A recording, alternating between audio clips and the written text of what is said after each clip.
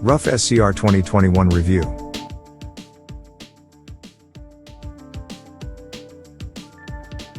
But before we start, please support us by pressing the like and subscribe buttons, so that we can continue to provide information about car and motorcycle news.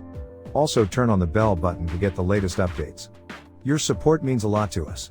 Thank you. What is it? Anyone who has seen that photo of Alfa Romeo's 164 Procar, the famous one in profile, front and rear bodywork removed, already understands this new Ruf. Only once the skin was detached from Alfa's V10 silhouette racer of 1988 was it obvious that the thing had virtually nothing in common with the 164 family saloon, and it's a similar story with the Ruf SCR. Despite the aesthetic, it shares little with an old Porsche 911. How little? For one thing, it's constructed, McLaren-style, around an 88 kg composite tub of Ruf's own making. For another, the suspension is by double wishbones with pushrod actuation. There has been only one official 911 with both those elements, and that's the 911 GT1 with which Porsche won at Le Mans in 1988. The Ruf's deceptively small and low-slung body, including its X-rated hips and dinky ducktail spoiler, is also full carbon fiber, which is something no Zuffenhausen 911 has ever had. So while it looks like a 911, albeit one more imaginatively conceived than most cars in Ruf's long back catalog, the SCR is categorically no such thing. What it is instead is Alois Ruf Jr.'s vision of what the ultimate rear-engine performance car might look like. Made in Pfaffenhausen, of course, and now on sale for £770,000. This is an expensive car, but the depth of development engineering is quite something. Plus, with Singer's 964-based creations routinely selling for seven figures, you could argue the SCR's asking price simply reflects reality in this part of the market. Much of the work has focused on the SCR's crown jewel, and the 8,700 revolutions per minute flat six is where this car gets closest to true Porscheness.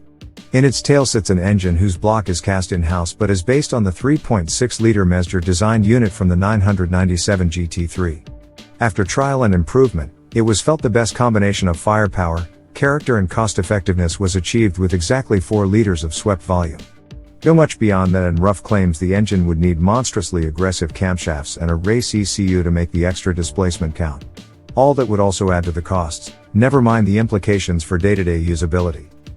Sitting atop the 4.0-liter block, the cylinder heads for this hugely over-square engine are Ruf-specific, just like the titanium rods and forged pistons, although the crankshaft is the same racing crank found in the old 997 RSR. Altogether, the engine is good for 503 bhp, which in 2022 doesn't seem all that much. The BMW M3 competition has just as much, for goodness sake, but two things need stressing. First, the SCR is naturally aspirated, and 503 bhp is just about what anybody anywhere can today reliably claw from 6 horizontally opposed cylinders without resorting to forced induction.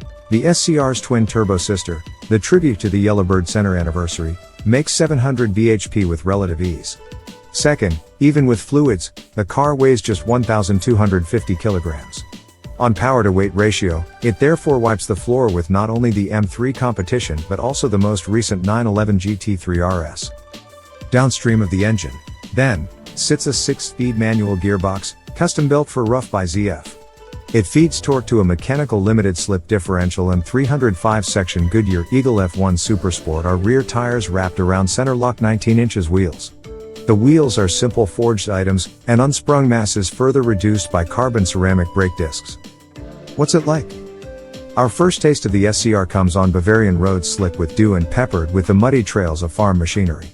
However, Ruf insists this is a car that you really can drive daily, so we should in theory be fine.